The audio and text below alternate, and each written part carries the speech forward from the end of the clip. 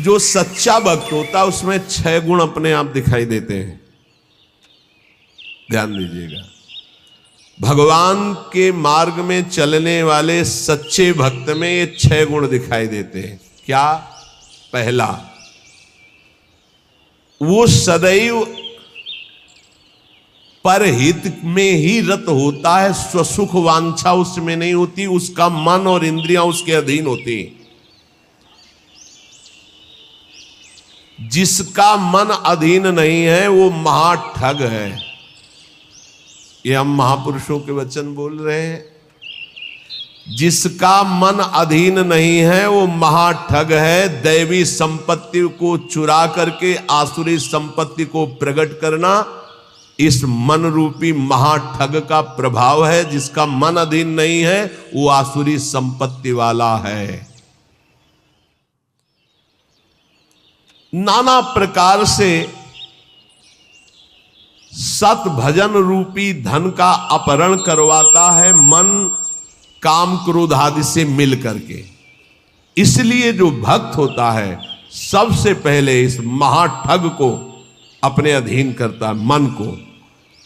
उसकी हर बात का अनादर करके सदगुरु की बात से इस मन को वश में किया जाता है, मन की बात का अनादर करके। और जो मन के अनुसार चलता है वो स्वयं महाठग अपने को ठगा करके ऐसे कार्य करता है जिससे पछताना पड़े। तो भक्त का पहला लक्षण है मन विजयी, स्वसुख वांछा का त्यागी, पहला लक्षण है इसमें जो वर्णन कर रहे हैं। दूसरा है भक्त मृत्यु विजयी होता है। मन विजयी, इंद्रिय विजयी, और दूसरा मृत्यु विजयी। वो हर समय सच्चिदानंद भगवान के चिंतन में इतना निमग्न रहता है कि उसके अंदर से मृत्यु का भय खत्म हो जाता है, मरने का भय खत्म हो जाता है। मन और इंद्रियां अधीन और मृत्यु के भय से मुक्त, भक्त का लक्षण। जिए काल बस ना परे, समुझ जियाए शरण ते डरत ना काल डर, शुद्ध भक्त का लक्षण। तीसरा, सदैव गुरुदेव और भगवान के अनुकूल ही कार्य करने वाला, जिससे गुरुदेव की आज्ञा पालन और भगवान की प्रसन्नता हो, उसके अलावा कोई भी अन्य कार्य उस भक्त के द्वारा नहीं हो सकते। अर्थात तस्मात् शास्त्रम प्रमाणम ते कार्याकार्यो व्यवस्थित हो। उसके आचरण साधुता के अनुकूल, गुरु के अनुकूल, शास्त्र के अनुकूल, भगवान के अनुकूल। श्री कृष्ण अनुकूलेन प्रतिकूलस्य वर्जनम, प्रतिकूलस्य वर्जन, प्रतिकूल को त्याग दिया, विसर्जनम पूर्ण रूप से त्याग दिया। पहला है मन और इंद्रियों को वश में करने वाला। अगर मन और इंद्रियों को वश में नहीं किया तो महाठग होगा, क्योंकि मन बहुत ठगी है। वो सारी देवी संपदा को चुराकर आसुरी संपदा प्रकाशित करता है, इसलिए उसका स्वभाव ठगी हो जाएगा। जो मन और इंद्रियों को वश में नहीं किया, ठगी का मतलब पाखंड, बाहर से बड़ा और अंदर से पोला, अंदर से वही काम क्रोध लोभ मोह मद की प्रवृत्तियां, वही धन, वही भोग वासनाएं। बाना कुछ और है और आचरण कुछ और है। दूसरा है मृत्यु पर विजय प्राप्त की, मृत्यु के भय का नाश हो गया, वही भक्त है। पहला लक्षण शरणागति में आता है निर्भय, मृत्यु का भी भय खत्म हो गया है। तो जो साधक है वो चल रहा है, लेकिन वो मृत्यु से थोड़ी डरता है, वो तो चल रहा है प्रभु की तरफ। और जो प्रभु का भक्त हो चुका है उसके अंदर मृत्यु का भय कैसे होगा। तीसरा, भूल न दे कुमारक पाऊं, गुरु और इष्ट के प्रतिकूल आचरण बन ही नहीं सकता भक्त के द्वारा। वो सदैव गुरुदेव की आज्ञा और इष्ट देव की प्रसन्नता पर ध्यान रखकर कार्य करता है। चौथा, सदैव देखता रहता है कि मेरे गुरुदेव, मेरे इष्ट देव मुझे देख रहे हैं, मैं जो भी आचरण कर रहा हूं मेरे गुरुदेव देख रहे हैं, मेरे इष्ट देव देख रहे हैं। एक शिष्य बनने के लिए 2 लोग गए, गुरु ने दोनों को तरबूजे दिए। कहा एक तुम जाओ ऐसी जगह से अमनिया करो जहां कोई देख ना रहा हो, ऐसी जगह जाके काटो जहां कोई देख ना रहा हो। एक आए थोड़ी देर में काट के बैठ गए, बोले उसको भी आ जाने दो। शाम तक घुमा, लौट के ऐसे ही पूरा रख दिया, जिससे अमनिया की हुई बैठे थे उनसे पूछा कि तुम बहुत जल्दी आ गए मनिया करके, कहाँ? बोले प्रभु एक ऐसे एकांत स्थल में गया, आसपास देखा कोई नहीं था, चिड़िया भी नहीं थी, वहां से काट के ले आए। अच्छा आप क्यों नहीं शाम तक घूमते रहे? बोले प्रभु मुझे कोई ऐसा स्थान नहीं दिखाई दिया जहां आप न हो।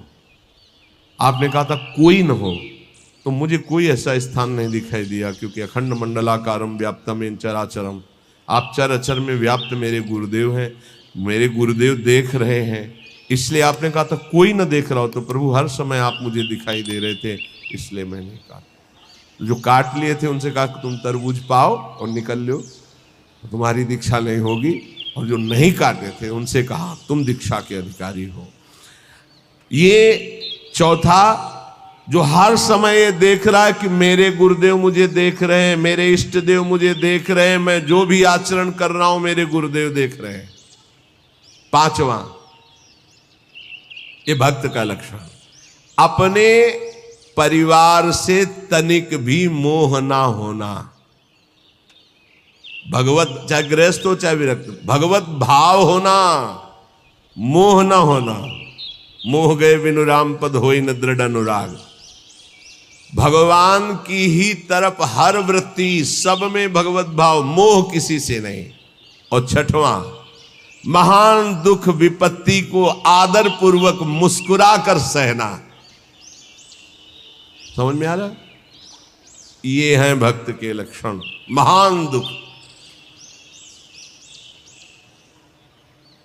जो गुरु भक्त होता है उसमें दया, नम्रता, साधुओं से प्रेम, दंभ शून्यता, असंगता, निष्कामता, तीव्र वैराग्य, शांति, एकांतवास, केवल भगवान से संबंध, ये 10 बातें जागृत हो जाती हैं जो ये गुरु की शरणागति लेकर के आराधना करता है। सज्जन, साधुजन, भक्तजन उसे ही कहते हैं जो किसी भी माता बहन में काम भाव न देखे, जो किसी से धन लेने की चाह न करे, जो दूसरे के दुख को देखकर स्वयं दुखी हो जाए,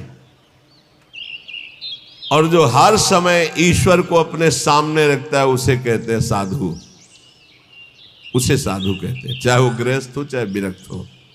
फिर किसी भी स्त्री की तरफ काम भाव न करना, दूसरे के धन लेने की भावना का त्याग करना, दूसरे को दुखी देखकर स्वयं दुखी हो जाना, और हर समय ईश्वर के सानिध्य का अनुभव करना।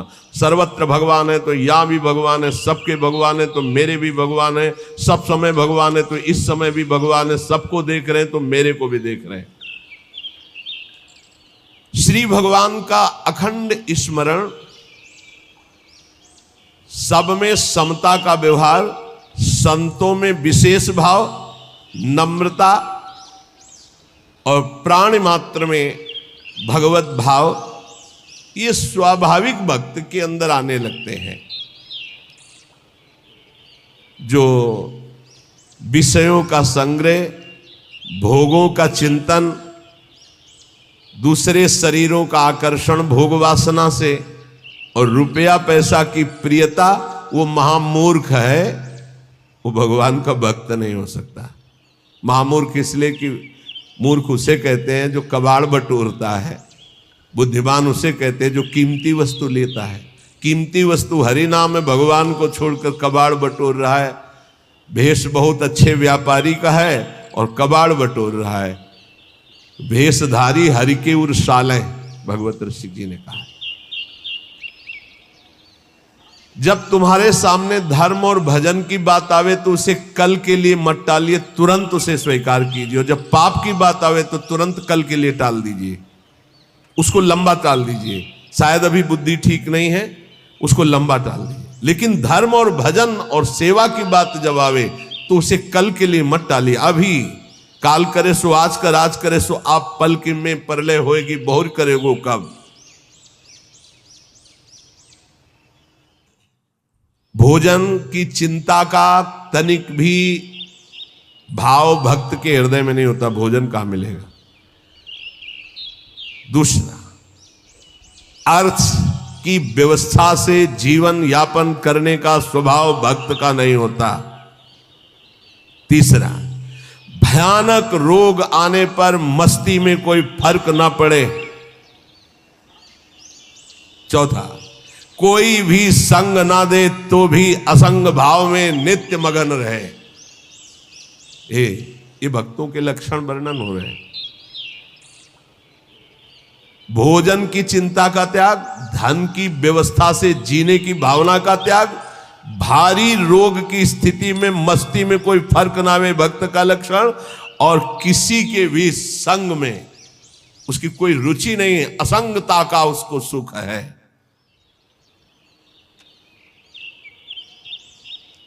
जब हम नए नए संत वेश में थे तो श्री स्वामी ओंकारानंद सरस्वती जी महाराज नजब गए, बहुत बड़े महापुरुष थे, उनके दर्शन करने गए तो उन्होंने कहा कि अच्छा बेटा संत बन गए हो। पहले से वो कृपा करके घर जाया करते थे, बहुत से संत भगवान जाते थे, तो बहुत अच्छा बहुत अच्छा। देखो बेटा संतों का जीवन, आज उसे लिखा पाया है, हाँ वहां तो उसमें समझाया था तो समझ गए। जो संतों में लक्षण, तो वो श्वान के 10 लक्षण महान संतों में पाए जाते हैं, ये लिखी है इसमें बात। और वो बात हमको बचपन में बताई थी इससे, इसीलिए जो आप लोग सुनते हैं सब संतों की जूठन है, महापुरुषों के अनुभव, जो छाती का अनुभव सब मिलाकर तभी आपको जो कुछ भी वो तभी अनुभव में आता है। उन्होंने उनके श्रीमुख से, जो ये तो अभी तो बताएंगे, उनके श्रीमुख से कि बेटा, बोले पहला लक्षण, एक बार मैं भिक्षा मांगने गया तो जिसके दरवाजे पे गया तो उसने कहा रुको, रुक गए। तो क्यों रुके? चल भाग यहां से। चल दिया। स्वामी जी रुको रुको रुको, आ जाओ। फिर गए। बोले 7 बार बेटा उसने दबकाया, 7 बार भगाया, 7 बार मैं वापस गया, 8वीं बार उसने भिक्षा दी।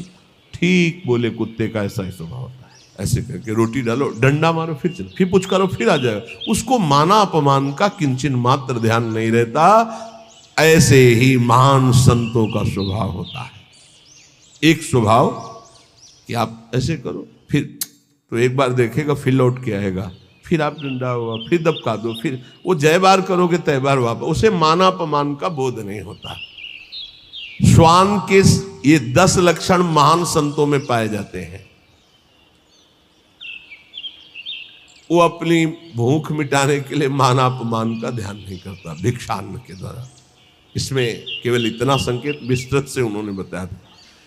दूसरा, बोले बेटा जब बंदर सर्प को पकड़ लेता है, तो तुमने देखा नहीं होगा, मैंने देखा, ऐसे वो फण पकड़ता है, पेड़ में ऐसे रगड़ता, फिर कान में लगाता है, अगर वो सूंघ हुआ जरा सा फिर रगड़ता है उसको। बोले उसके मरने पर भी 100 बार रगड़ता है उसको। बोले मैंने देखा। बोले दूसरा लक्षण संत का है कि वो अपने मन को ऐसे रगड़े जैसे बंदर सांप को रगड़ के मारता, मारने के बाद भी 100 बार रगड़ता है। मरे हुए मन में ही भगवदानंद की उत्पत्ति होती है। पुराने संतों के जो वचन है वो बहुत गूढ़ होते हैं, उनका अर्थ पूरे जीवन भर निकलता रहता है। मन को जिसने मार लिया वही महात्मा, मन को जिसने चेला बना लिया वही जगत गुरु, मन को जिसने परमात्मा स्वरूप कर लिया वही जीवन मुक्त महापुरुष हो गया। सारा खेल इस मन के ऊपर है।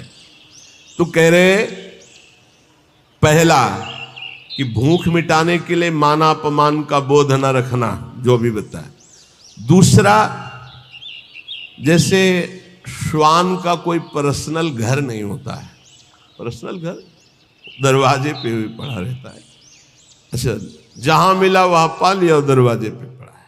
बोले जो भगवदानुरागी विरक्त होते हैं उनका निज ग्रह नहीं होता, वो भगवत ग्रह में वास करते हैं। भगवान जहां वास दे दिए, या भगवान के मंदिर या भगवान के धामों में, या फिर घर के अंदर नहीं वास करेंगे। ध्यान रखना, हमने देखा है कि बहुत से बड़े बड़े महात्मा जन आए, कभी घर में वास करने की बात नहीं। बाहर खपरेला था, उसके नीचे, या स्कूल सामने था वहाँ, या किसी देवालय में, कभी घर में शयन करने की नहीं। वही जो हमारे महात्माओं की रहनी, उसी को भूला जाता है, इसलिए धोखा खा जाया जाता है। विरक्त होकर गृहस्थों की सैया पर शयन करोगे, अपने आप को संभाल पाओगे, सवाल ही नहीं उठता है। दूसरा बताया कि जैसे श्वान जमीन में शयन करता है, भूमि शयन वलकल वसन, ऐसे महापुरुषों का होता है। जैसे भगवान रखे वैसे जीवन यापन करते हैं, अपनापन कहीं नहीं है प्रभु के सिवा। तीसरा, भक्तों की निद्रा कैसी होती है? श्वान निद्रा तथैव च, बिल्कुल तस्मा शास्त्रम प्रमाणम, श्वान निद्रा एकदम सावधान। ऐसी निद्रा, सदा सजग निद्रा में वो रहता है भक्त, सावधानी से। उसका ऐसा सोना नहीं होता कि कुछ कुंभकर्ण के अंश वाली नींद वाले होते हैं। कुंभकर्ण कैसी जगह है जानते? उसके पेट में बड़े बड़े भाले ऐसे सब, हाथी की चिघाड़ कान में। जब भूख लगी, भोजन की खुशबू गई, तब कुछ असर आया उसको कि, तो ऐसे ही जब 11-12 बजे भूख का, तब भले नींद खुले, नहीं तो ऐसे ऐसे महापुरुष हैं कि निद्रा समाधि स्थिति 10-10 बजे तक सोते हैं। हमें लगता है कि अगर परसेंट जोड़ा जाए तो 80% ऐसे सोते हैं। 20% होंगे पूरे देश में जो जगते होंगे 4 बजे 3 बजे और अपनी साधना भजन में, नहीं तो प्राय ऐसे 2 बजे तक मस्ती की और फिर सो गए, 11 बजे तक सो रहे, और भगवान सूर्य उनकी आयु श्री कीर्ति यह सबका अपहरण कर रहे हैं और उनको पता नहीं। भक्ति की निद्रा श्वान निद्रा तथैव च। और इसके बाद कब वो दरवाजे से चला गया पता नहीं चला। ऐसे सच्चे संतों को देखा है अपने, हाँ, रात्रि में कब वो बिस्तर लेकर के निकल गए पता नहीं चला। प्रायः सुबह जब उनको ओम नमो नारायण करने के लिए गए तो तख्ता खाली मिला है। कभी ये बता के नहीं कि मैं जा रहा हूं, कभी नहीं। कहां जा रहा हूं, कभी नहीं। आए और गए, जब उनको जाना उठे चल दिए, जैसे श्वान कब चला गया। क्योंकि उनका कहीं आसक्ति नहीं, कहीं अपनापन नहीं। पांचवा, केवल अपने इष्ट देव का ही भरोसा रखना, अन्य का कहीं किंचन मात्र आश्रय न होना। जैसे श्वान भगवदीय भिक्षा से जीवित रहता है, भगवदीश। अब किसी के मन में है, डाल दिया, खा लिया, नहीं मिला तो पूरा दिन भूखा रह सकता है, रहते। स्वाद बुद्धि का त्याग करके तिरस्कार पूर्वक मिली हुई भिक्षा भगवदानंद को प्रकट करती है। कौन ऐसी भिक्षा पाना चाहेगा? वही जिसको भगवान चाहिए। स्वाद रहित तिरस्कार पूर्वक, कैसे कुत्ते को रोटी दी जाती, ऐसे फेंक दी जाती है ना, या ऐसे जमीन में डाल दी जाती है। तिरस्कार पूर्वक स्वाद रहित अन्न भगवदानंद की उत्पत्ति करता है और दीनता का प्रकाश करता है। अगर कोई अपमानित करे और बार बार अपमानित करे तो भी उसके हृदय में उसके प्रति द्वेष ना होने पावे, ये श्वान वृत्ति से दिया। जब अवगुणी लोग तपस्वियों को, साधुओं को निंदा या अपमान या पिटाई करते हैं तो उनकी ओर पलट कर रोष भरी दृष्टि से कभी ना देखना। बहुत मारा तो रोते हुए चल दिया, बस लौट कर नहीं देखा। जैसे ये लक्षण संतों में पाए। और ये हमने स्पष्ट देखा। आपको ये तो लक्षण आज बता रहे हैं, तो कई बार बताया कि रास में हरगोविंद स्वामी के पांडाल में यही ओगला के आगे बना हुआ है, संयोगवशात हम भी पीछे खड़े दर्शन कर, तो दिगंबर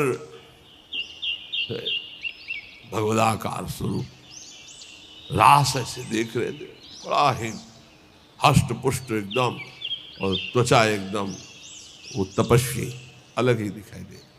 पता नहीं क्या भगवान की लीला। एक पीछे से बूट पहने है, मारा एक लात ऐसे, वो आगे बस रास बिहारी को नेत्रों से ऐसे किया, मुड़ गए।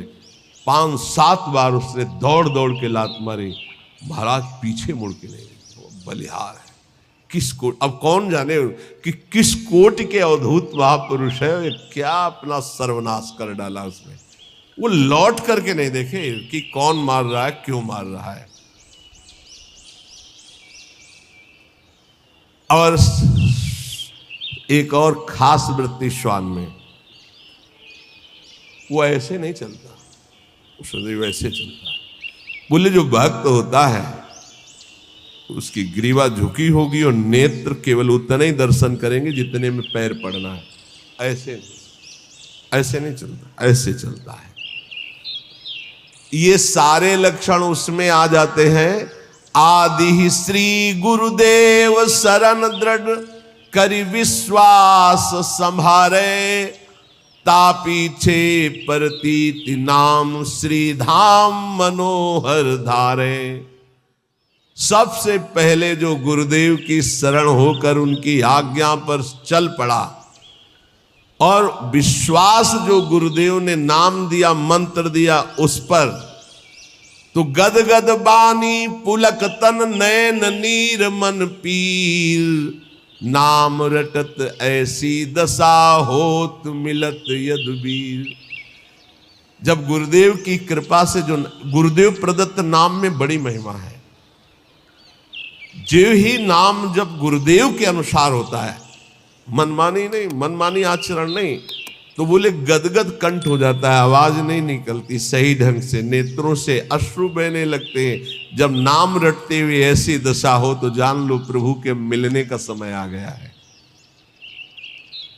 नवधा दशधा परा रस रूपा भक्ति विचित्र, विविध भाव अनुराग सुख नामाधीन सुमित्र। गुरु जी ने जो नाम मंत्र दिया उसी से नवधा भक्ति पूर्ण हो जाएगी, दशधा प्रेम प्रकट हो जाएगी, परा सर्वत्र भगवत तत्व का बोध हो जाएगा, और रस रूपा प्रियालाल की लीला में प्रवेश हो जाएगा। उसी से सब हो जाएगा। तुम पकड़ो गुरु जी के प्रदत्त जो नाम है, मंत्र है। विविध भाव अनुराग सुख नामाधीन सुमित्र। ऐ सुंदर मित्र मेरी सलाह मान ले, गुरुदेव प्रदत्त नाम से नवधा दशधा परा रस रूपा भक्ति विचित्र और विविध भाव अनुराग सुख नामाधीन सुमित्र। जो गुरु प्रदत्त नाम है वो नवधा भक्ति पूर्ण कर देगा, वो तुम्हारे हृदय में दशधा प्रेम प्रकट कर देगा, परा तत्वबोध प्रकट कर देगा, रस रूपा लीला प्रवेश करा देगा, विविध भावों के द्वारा आराध्य देव की सेवा, ये सब नाम से प्राप्त हो जाता है। जौलो रग रग से नहीं सुधन नाम निज सार, निकषत परम प्रकाश में मधुर मोहब्बत यार। ए मित्र, जब तक तुम्हारे रोम रोम में नाम की धड़कन नहीं समा जाएगी तब तक ये मोहब्बत नहीं होगी प्रभु से, प्यार नहीं होगा प्रभु से। इसलिए रटिलो मन मन लीन सहित श्री नाम ही तोलो। सब कलम से एक भक्त ने प्रश्न किया कि दिन दूना रात चौगुना भक्ति बढ़े, ऐसा साधन बताइए। एक ही ऐसा साधन है, मन मन से, बस नाम मन मन से। अगर दिन दूना रात चौगुना भक्ति न बढ़े तो आप हमसे बताइए। ये सब बाहरी सेवाओं का, बाहरी कार्यों का फल है कि आपका अंदर का चिंतन तैल धारावत इष्ट देव में हो जाए। ये पूरे जीवन के लक्ष्य की बात कह रहा हूं। हमारी गुरुदेव भगवान के प्रदत्त यही बचपन से निष्ठा बन गई थी कि एक भी श्वास खाली नहीं जानी चाहिए। बस ये अहोभाग्य कि हमें गुरुदेव भगवान ने बचपन में ही ये सूत्र डाल दिया था, एक भी श्वास सुमिरन के बिना जाए तो धिक्कार तुम्हारे जीवन को। तो ना माला में ना गणना में इस पे हमारी कभी रुचि नहीं रही, गायत्री जी के सिवा। गायत्री अनुष्ठान के लिए जो नियम दिया गया था उसमें गणना थी कि उसका पुरस्चरण पूरा करने के लिए इतने माला, इतने घंटे, वो छोड़कर इसके अलावा कभी गणना में नहीं बुद्धि रही, श्वास पे बुद्धि रही। बोले जब मन और मन दो मन है, एक है जो असत मार्ग में जाता है और एक है जो सत मार्ग में। वही मन जलता है कि मैंने ऐसे क्यों किया, और वही मन करवाता है। तो मन दोनों, हमारा जो असत मार्ग का मन, सत मार्ग का मन, जब दोनों एक होकर केवल मन नामाकार हो जाए, दो मन से सौदा होता है। कर लूं क्या यार, ये करना सही रहेगा कि नहीं रहेगा, नहीं सही रहेगा, नहीं यार कर लेते हैं। ऐसे प्रत्येक कर्म जो होते हैं संकल्प विकल्प करके, संकल्प विकल्प खत्म, एक निश्चय पक्का बुद्धि का कि नाम ही सर्वोपरि है। अब वो मन में निरंतर नाम रहा है। तो बोले फिर जो आनंद प्रकट होता है, वो आनंद एक बार प्रकट होता है, फिर कभी नष्ट नहीं होता, वो बढ़ता रहता है। वो बड़े बड़भागी जन हैं जो इस नाम में अपनी रुचि कर पाते हैं। पर जो अशुद्ध भोजन पाते हैं, चोरी करते हैं, मस्खरी करते हैं और पर नारी पर शरीर स्पर्श करते हैं काम भोग के लिए, और वो चाहते हैं कि हम भजन कर ले या भक्त रूप रख के निर्वाह कर ले, तो बोले वो पाखंड है, वो दम्भ है, नहीं भजन नहीं। फिर देख लीजिए, जो अच्छा भोजन करना चाहते हैं, जो हंसी मस्खरी मजाक में समय व्यतीत करते हैं, जो पराई नारी पराए तन को काम भाव से स्पर्श करते हैं और चाहते हैं कि मैं दीदार करूं प्रभु का, भजन करूं प्रभु का, भक्त वेश धारण, बोले दम्भ है, वो पाखंड है। इसलिए इन बातों का सुधार हमारे जीवन में रहे। जवान का चटोरापन छोड़ दिया जाए। बहुत खा लिया यार, कितना खाओगे, आज ये कल वो कल वो। तुम्हारी इच्छा नहीं होनी चाहिए, इच्छा रहित भोजन करो। देखो ये बात बैठा लीजिए, बहुत जरूरी है। इच्छा रहित, इच्छा क्या है तुमसे खुद पूछा जाए तो तुम्हारे हृदय में ढूंढने पर इच्छा ना निकले। आज क्या बनना चाहिए, तो आपके हृदय में ही नहीं आना चाहिए कि क्या बनना चाहिए, ये नहीं होना चाहिए। तो ये चटूरापन गया, मस्खरी हंसी मजाक है। नारायण हरि भजन में पांचों न सुहात, विषय भोग, निद्रा, हंसी, जगत प्रीति, बहुबात। कुछ साधकों का स्वभाव होता है चुटकी लेना, मजाक करना, विनोद करना। हमें लगता है सुधार करना चाहिए। उदासीन गंभीर स्वभाव किसी भी शरीर को काम भाव से स्पर्श न करे। देखो अलग अलग होता है, वो अंदर का भाव होता है। बच्चों को, बच्चियों को या किसी भी शरीर को, अगर आपको शुद्ध भजन में चलना है तो एक, फिर हम वहीं आ गए मोबाइल में। कल एक बच्चा बहुत विकल होके रो के सभा में कह रहा था ऐसे, उनका नाम जप करो बच्चा इससे ठीक हो जाए। बोले कुछ नहीं रह गया उपाय, गुस्सा आ रही थी तुम्हारे ऊपर। बताएं तुम्हें क्यों उपाय नहीं रह गया, तुम गंदी बातें देखते हो ना मोबाइल में। बोले जी। गंदी क्रिया करते हो ना जी। अगर आप, यहां तो शास्त्र में लिखा है स्पर्श मत कीजिए काम भाव से किसी भी शरीर को, चाहे पुरुष शरीर हो, चाहे स्त्री शरीर, चाहे बच्चा, किसी को भी। वैसे तो ऐसे क्यों स्पर्श करो किसी को, और अगर कभी तो किसी को उठाने के लिए, गिराने के लिए क्यों स्पर्श करो काम भाव से। अगर आप मोबाइल रखते हो तो भैया बचना, बहुत खतरनाक है और बहुत अच्छा है। दोनों बात।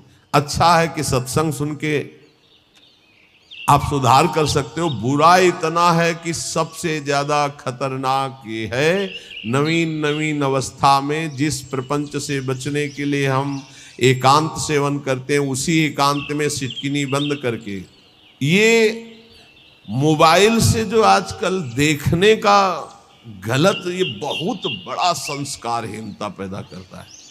ए भाई, अगर आपको कोई ज्यादा आवश्यक हो तो इतना बड़ा मोबाइल नहीं आता हो 2000 वाला, वो रखो, उसमें वो शीशा नहीं होता, वो देखने वाला, जिसमें वो आप चित्र वित्र देख सके। हमें लगता है साधुकों के लिए बढ़िया है। और सुनने के लिए वो ऐसे इतने इतने आते हैं गोले गोले से, उनमें ऐसे चिप लगा दो, अपना बोलते रहेंगे सत्संग। 350 घंटे का सत्संग कितना सुनोगे? 1 घंटे के सत्संग में भगवत प्राप्ति हो जाएगी अगर आचरण में उतार ले तो। उसको रखना जरूरी है। इतने इतने बड़े, अब बच्चे ज्यादा पसंद करते हैं उसको, नौजवान ज्यादा पसंद करते हैं। क्यों? थोड़ा उसमें इज्जत भी बनती है ना, वो बड़ा वाला। हमें लगता है बच्चों भाई हाथ जोड़ के प्रार्थना करते हैं, इस मोबाइल से बड़ा सद्गुण भी है और इससे बड़ा दुर्गुण, और ये दुर्गुण आ गया तो ब्रह्मा भी नहीं बचा सकते, क्योंकि रचा ही उन्होंने कलयुग में इसीलिए कि जल्दी कलयुग में भगवत प्राप्ति हो जाती है। तो उन्होंने विचार किया, जैसे जिस समय सृष्टि रची तो सनक सनंदन सनातन सनत कुमार प्रकट होते ही बोले बेटा सृष्टि कार्य, बोले हरि शरणम, लंगोटी भी नहीं लगाई, दिगंबरे निकल पड़े। ब्रह्मा जी ने दूसरी सृष्टि प्रकट की, मरीचादि ऋषि बोले पिताजी आज्ञा कीजिए, बोले सृष्टि रचना, बोले संभव नहीं, भजन। ब्रह्मा जी ने कहा कुछ और विचार करना पड़ेगा। तब अपने बाएं अंग से सत रूपा जी और दाहिने अंग से मनु जी, वहीं से परस्पर आकर्षण स्त्री पुरुष का, फिर जो तो ये रचना ऐसी रची है शरीरों की कि भजन में रुचि ना होकर सृष्टि की तरफ हमारी रुचि जाए। तो प्रार्थना है यदि थोड़ा भी सतमार्ग में चलने की इच्छा हो, तो गृहस्थ हो या विरक्त हो, नौजवान हो या बूढ़े हो, ये जो इसमें लिखी है बात, इसको बचाने के लिए बहुत जरूरी है। इतना शासन अपने ऊपर कर लो, या तो कि मोबाइल से गलत चीज नहीं देखोगे। देखो जितने लोग यहां बैठे हो, हमें लगता है नहीं देखते होगे, और अगर कोई भूल से देखता हो तो आज कसम खाओ कि कभी गंदी बात मोबाइल से नहीं देखेंगे। और जिनके कान में सत्संग पड़े बाहर भी, तो मान लो कि तुम वृंदावन में बैठे हो, कसम खा रहे हो वृंदावन में कि आज से मैं मोबाइल से गंदी बात नहीं देखूंगा। हो गई बात। सब कोई जो नहीं, वैसे हमें 100% विश्वास है कि यहां जो बैठे काय को देखेंगे, लेकिन कुछ % ऐसा हो सकता है। आज से कसम है जितने यहां बैठे हैं जो नहीं देखते हैं उनको राधे राधे प्रणाम, बढ़िया बात है, आप बहुत अच्छे हो। और जो देखते हैं, श्री जी जानती है, आज से कसम है उनको जो आज से गंदी बात देखें।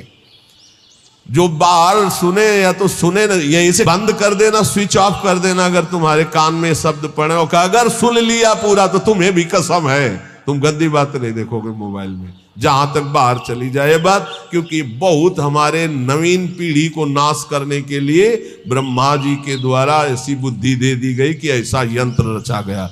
और बहुत धन्यवाद है मोबाइल रचना को कि विदेश में भी बैठे हुए वृंदावन में क्या सत्संग हो रहा है वो सुन रहे हैं।